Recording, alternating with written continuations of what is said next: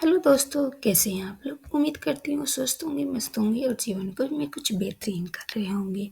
हम लोग पढ़ रहे हैं उपन्यास जिसका नाम है रुक जाना नहीं, जिसके लेखक है नितिन जैन।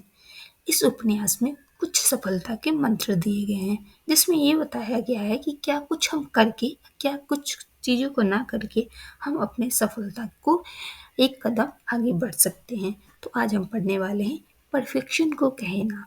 तो इसमें हम देखेंगे कि ऐसी क्या चीज़ है जिसे हम ना कर कर अपनी गोल्स की तरफ पहला कदम बढ़ा सकते हैं। तो चलिए पढ़ते हैं और देखते हैं कि इससे हम क्या सीख सकते हैं। भारतीय संविधान में अनुच्छेद 51 क में उल्लिखित मूल्य कर्तव्यों में से एक कर्तव्य है व्यक्तिगत और सामूहिक गतिविधियों के सभी क्षेत्रों में उत्कर्ष की ओर बढ़ने का सतत प्रयास करना, जिससे राष्ट्र निरंतर बढ़ते हुए प्रयत्न और उपलब्धि की नई ऊंचाइयों को छू ले। यानी इसमें कोई भी संदेह नहीं है कि प्रत्येक व्यक्ति को अपने निजी और सार्वजनिक जीवन में बेहतरी की ओर बढ़ने का प्रयास करते रहना चाहिए और जीवन में उत्कृष्टता की उपलब्धि करने में कोई कसर नहीं छोड़नी चाहिए। हम आसपास के माहौल में यह भी निरंतर देखते हैं कि प्रत्येक व्यक्ति यथासंभव कुछ न कुछ प्रयास करके ऊंचाई को छूने की कोशिश करता ही है। एक किसान चाहता है कि अगली बार वो बेहतर पद्धतियों और संसाधनों का प्रयोग कर पहले से ज़्यादा और गुणवत्तापूर्ण फसल उगा सके। व्यापारी चाहता है कि उसके ग्राहक बढ़ते जाए और बैलेंस शीट शिखर को छू जाए। नौकरी पेशा कर्मचारी का ख्वाब है कि उसका लंबित प्रमोशन जल्दी से जल्दी हो, उसके वेतन ग्रेड में आशातीत बढ़ोतरी हो जाए। इसी तरह किसी भी परीक्षार्थी का इस दिशा में भरपूर प्रयास है कि वो परीक्षा में सफलता के लिए वांछित सभी चरणों में उत्कृष्ट प्रदर्शन करे, अपने सपनों को साकार कर लें। उत्कृष्टता और बेहतरी की यह चाहत स्वाभाविक है और यह जीवन की सार्थकता साथकर्ता की ओर ले जाने में निश्चित ही सहायक होती है। अंग्रेजी के कवि R.W. इमोशन ने इसलिए वॉ के विषय में लिखा है, brave man who work while others sleep, who dare while others fly, they build a nation's pillar deep and lift them to the sky। पर कभी कभी आगे बढ़ते और लक्ष्य प्राप्त करने का यह जुनून या फिर उससे भी ज़्यादा एक फितूर का रूप लेने लगता है। कुछ परीक्षार्थियों को ऐसा लगने लगता है कि यदि उन्हें यूपीएससी की इस प्रतिष्ठित और सर्वोच्च मानी जाने वाली परीक्षा में पास होना है तो उन्हें हर काम परफेक्शन के साथ करना होगा। इसी धुन में वो परफेक्शनिस्ट या अति मानव बनने की कोशिश करने लगते हैं। वो यह भूल जाते हैं कि परफेक्ट जैसा कुछ भी नहीं होता और न ही इस परीक्षा या किसी भी परीक्षा में सफलता के लिए आपको परफेक्ट बनने की दरकार है। परफेक्शनिस्ट बनने का यह आग्रह ही खुद से एक ज्यादती है, क्योंकि कोई भी चीज़ या कोई भी व्यक्ति स्वयं में पूर्ण या परफेक्ट नहीं होता। एक कहावत भी है, there is no perfect way, there are many good ways. हम में से कोई भी अतिमानव या सुपरमैन नहीं है और न ही ऐसा बनना वांछनीय है। जरूरत है तो सकारात्मक सोच के साथ व्यापक एवं संतुलित नजरिया अपनाकर सही दिशा में निरंतर प्रयास करते जाने की, ताकि जिस लक्ष्य की चाहत है वो हासिल हो सके।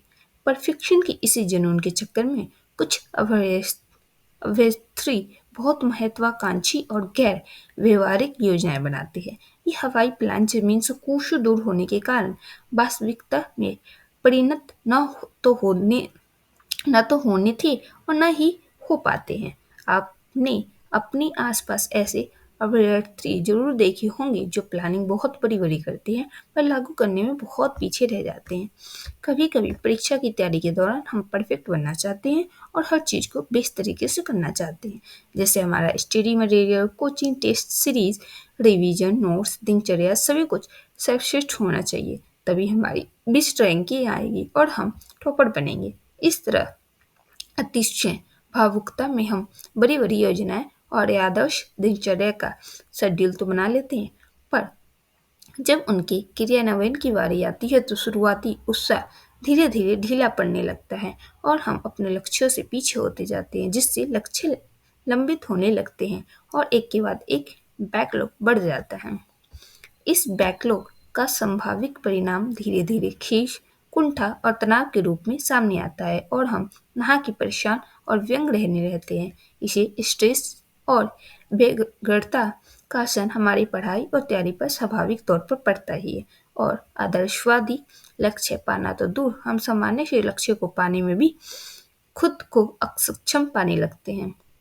लाख टके का सवाल यह है कि अनावश्यक रूप से उपजी इस मुसीबत और नकारात्मक से छुटकारा पाने के लिए हम पहले से ही क्या करें, क्या ना करें और कैसे करें।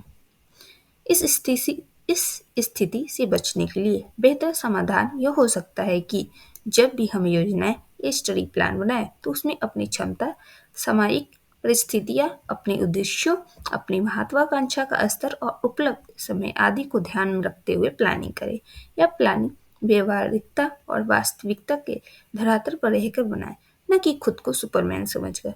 हर अव्यवस्था की हर अभ्यर्थी की क्षमताएं और अध्ययन एवं अभ्यास का स्तर एवं कौशल भिन्न भिन्न होते हैं। प्रत्येक व्यक्ति स्वयं में विशिष्ट होता है। किसी भी सफल व्यक्ति या टॉपर को या ज्यों का त्यों कॉपी करने के चक्कर में अपने लिए अव्यवहारिक और कुछ हद तक असंभव योजनाएं बनाना कहाँ की समझदारी है। किसी सफल व्यक्ति से प्रेरणा लेना या उससे मार्गदर्शन लेना अच्छी बात है, पर अपने व्यक्तित्व और तैयारी के स्तर को अनदेखा करके परफेक्शन के पीछे भागना आपके लक्ष्यों को वास्तविकता से दूर ले जा सकता है।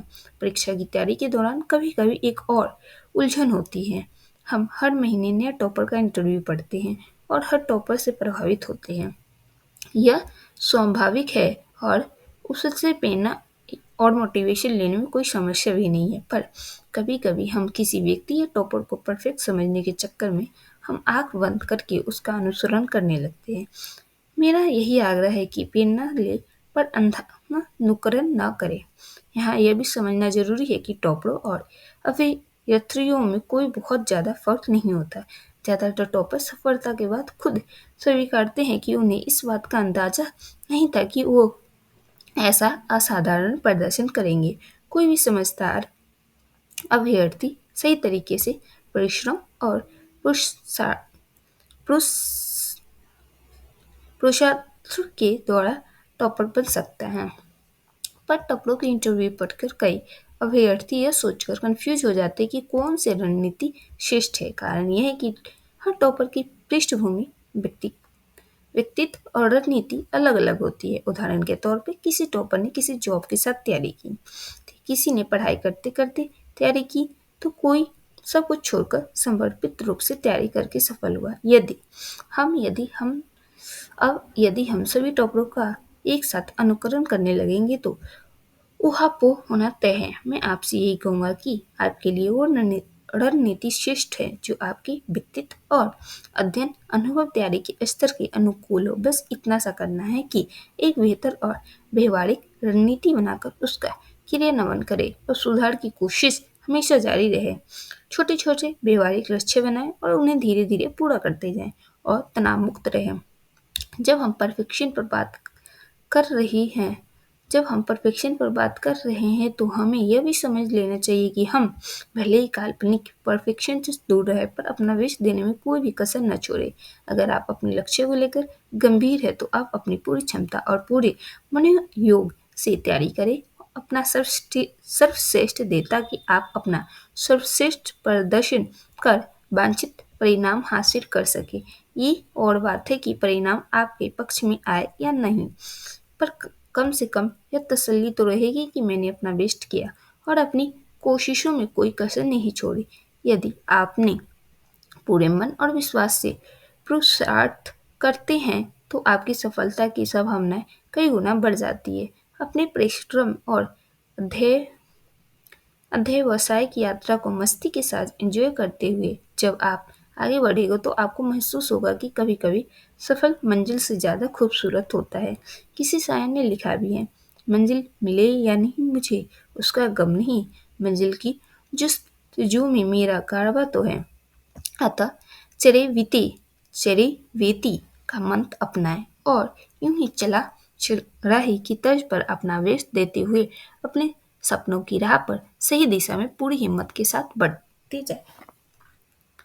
तो दोस्तों, ये थी आज की हमारी कहानी, जिसमें हमने जाना कि किस प्रकार हमें परफेक्शन की ओर न भागते हुए वास्तविक धरातल पर रहते हुए अपनी क्षमता या टाइम के अनुसार, समय के अनुसार हमें अपनी पढ़ाई के लिए प्लानिंग करनी चाहिए। किसी को भी किसी टॉपर की कॉपी नहीं करनी चाहिए, क्योंकि उसका समय या उसकी व्यक्तिगत चीज़ें अलग हो सकती है। उम्मीद करती हूँ आपको ये कहानी पसंद आई होगी। हम मिलेंगे अपनी नेक्स्ट कहानी में, और उसमें हम देखेंगे कि उससे हम क्या कुछ सीख सकते हैं। आज की कहानी उम्मीद करती हूँ आपको पसंद आई होगी। कल